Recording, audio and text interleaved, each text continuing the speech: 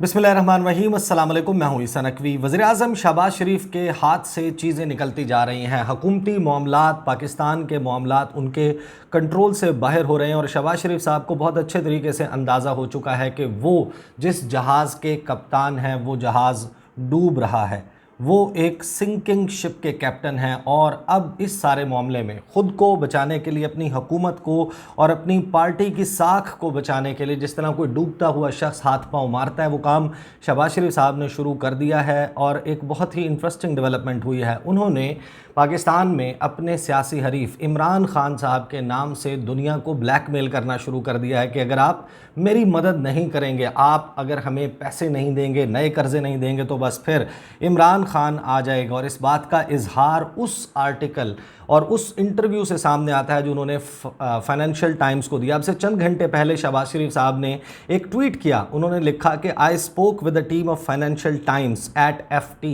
a couple of days ago. Here is the link to my interview. यानी कि शहबाज शरीफ साहब endorse कर रहे हैं मुकम्मल तौर पर। एक तो ये होता है कि आप इंटरव्यू दें और कहें कि मेरी बात को सियाको सबाक से हटकर पेश किया, मेरे कहने का ये मतलब नहीं था, मैं कुछ और कहना चाह रहा था। लेकिन जब आपने ख़ुद उस इंटरव्यू जो कि आपने फाइनेंशियल टाइम्स को दिया, उसके आर्टिकल जो उसकी इंटरव्यू की बेसिस के ऊपर, उसकी बुनियाद पर एक आर्टिकल लिखा गया, जब आपने उसको अपने ऑफिशियल ट्विटर हैंडल से ट्वीट किया इस एंडोर्समेंट के साथ कि ये मेरा इंटरव्यू देखें, इसका लिंक सामने है, आपने उसको पोस्ट किया, इसका मतलब यह है कि आप इसके तमाम तर मदरजात से इत्तफाक करते हैं। और ये आर्टिकल जो है वो बहुत ख़तरनाक है, क्योंकि ये सिर्फ पाकिस्तान की पॉलिटिकल इंस्टेबिलिटी, सियासी अदम इस्तेहकाम के हवाले से बात नहीं करता, बल्कि वही बात जो अमेरिका के सदर जो बाइडन ने की थी और शहबाज शरीफ ने एहतजाज किया था, पाकिस्तान ने एहतजाज किया था। पाकिस्तान के जो एटमी हथियार हैं, न्यूक्लियर असासे, जोहरी असासे, उनको लिंक किया था पाकिस्तान की पॉलिटिकल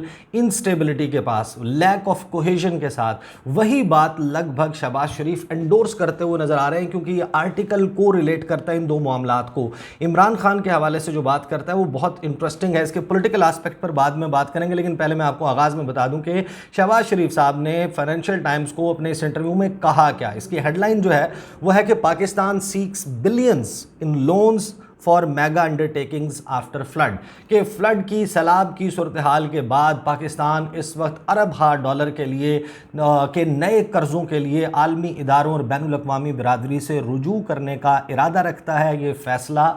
कर लिया गया है। इसके हवाले से ये आर्टिकल है, इसका तर्जुमा मैं क्विकली जो मेन पॉइंट्स हैं, हाइलाइट्स हैं, वो मैं आपके सामने रख दूं और फिर इसके चंद दीगर बहुत अहम एस्पेक्ट्स के हवाले से बात करेंगे। आर्टिकल में लिखा गया है कि वज़ीर-ए-आज़म शहबाज शरीफ का कहना है कि मज़ीद फ़ंड्स की अदम दस्तयाबी मुल्क को सियासी अदम इस्तेहकाम का शिकार कर देगी। पाकिस्तान ने फ़ैसला किया है कि आलमी इदारों और कर्ज़ा देने वालों से अरबों डॉलर्स के हसूल के लिए राब्ता किया जाएगा, ताकि मुल्क को हालिया तबाहकुन सैलाब के बाद दिवालियापन से बचाया जा सके। वज़ीर-ए-आज़म शहबाज शरीफ ने कहा कि पाकिस्तान अपने पहले से मौजूद $130 अरब के बैरूनी कर्ज़े की रीशेड्यूलिंग के लिए कोशिश नहीं कर रहा, मगर इस वक्त मुल्क को बहुत बड़ी रकम की ज़रूरत है ताकि सड़कों, पुलों और सैलाब से मुतासर होने वाले दीगर इंफ्रास्ट्रक्चर की तामीर नौ की जा सके।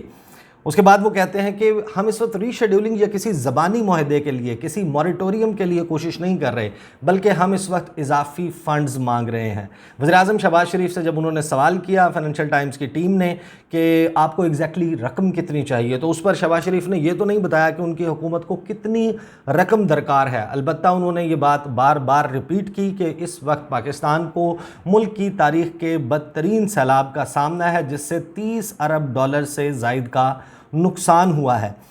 आगे फाइनेंशियल टाइम्स कहता है कि शहबाज शरीफ ने मॉडल टाउन लाहौर के आलीशान इलाके में अपने घर में गुफ्तगू करते हुए कहा, इस वक्त हमारी ज़रूरियात और हमें दस्तयाब फ़ंड्स में फ़र्क बहुत तेज़ी के साथ बढ़ रहा है। वज़ीर-ए-आज़म शहबाज शरीफ ने यह भी इशारा दिया कि अगर बैनुल-अक़वामी बिरादरी वसाइल के हुसूल के लिए मदद नहीं करती, now this is very important,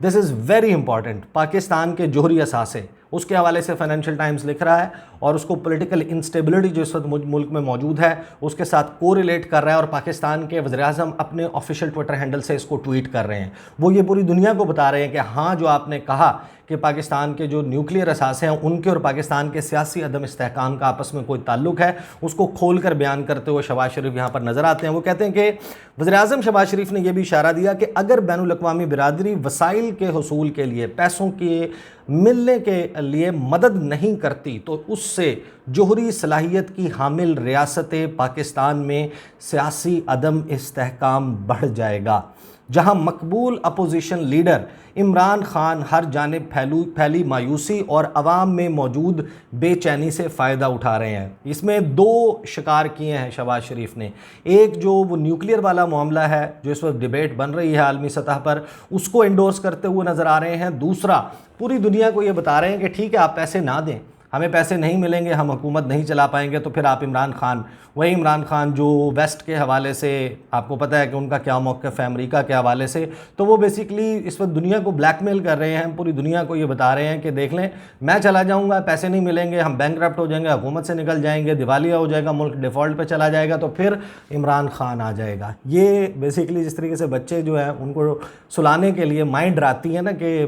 فلاں آ جائے گا تم سو جاؤ، وہ والا کام جو ہے وہ اس وقت مغرب کے ساتھ ہمارے وزیر اعظم شہباز شریف کرتے ہوئے نظر آ رہے ہیں عمران خان سے ڈرا کر۔ آگے وہ یہ کہتے ہیں فائنینشیل ٹائمز کا آرٹیکل کہ عمران خان کی تحریک انصاف نے اتوار کے روز ضمنی انتخابات میں تینوں صوبوں میں 8 میں سے 6 سیٹوں پر کامیابی حاصل کی ہے۔ مبصرین کہتے ہیں کہ ان نتائج نے عمران خان کے عام انتخابات کے انعقاد کے مطالبے میں نئی جان ڈال دی ہے۔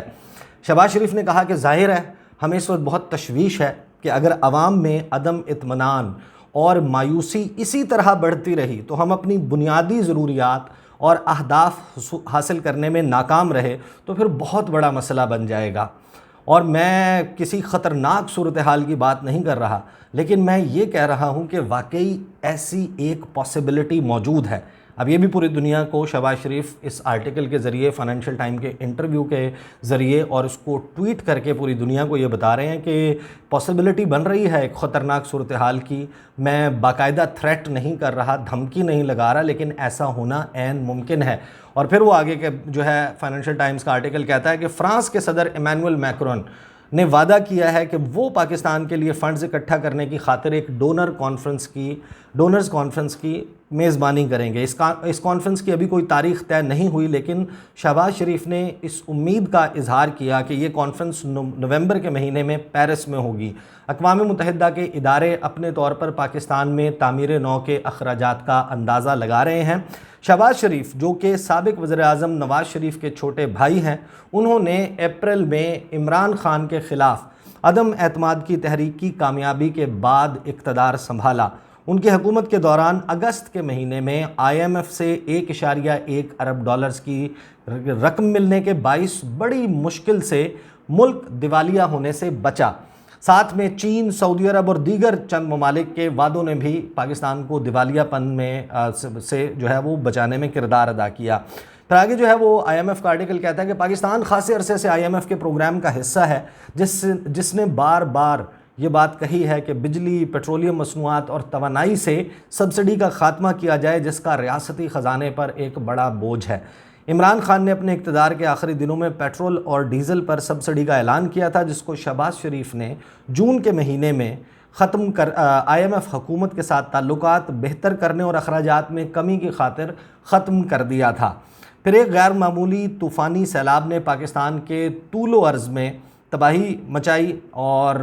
ملک کے بہت سے علاقوں میں ابھی بھی پانی کھڑا ہے، اور اس سے جلد کے امراض، ملیریا، ڈینگی اور دوسری بیماریاں پھیل رہی ہیں۔ پھر آگے آرٹیکل کہتا ہے کہ گزشتہ مہینے UNDP نے تجویز دی کہ پاکستان قرضوں کی ادائیگی روک دے اور اپنے قرضے ری شیڈول کروانے کی کوشش کرے۔ سیلاب کی تباہی کے بعد ماحولیات کے ایکٹیوسٹ کہہ رہے ہیں کہ امیر ممالک پاکستان کے اس نقصان کی تلافی کریں جو ان کی وجہ سے ہوا ہے۔ یہ کاربن ایمیشنز کی بات ہے کہ یہ جو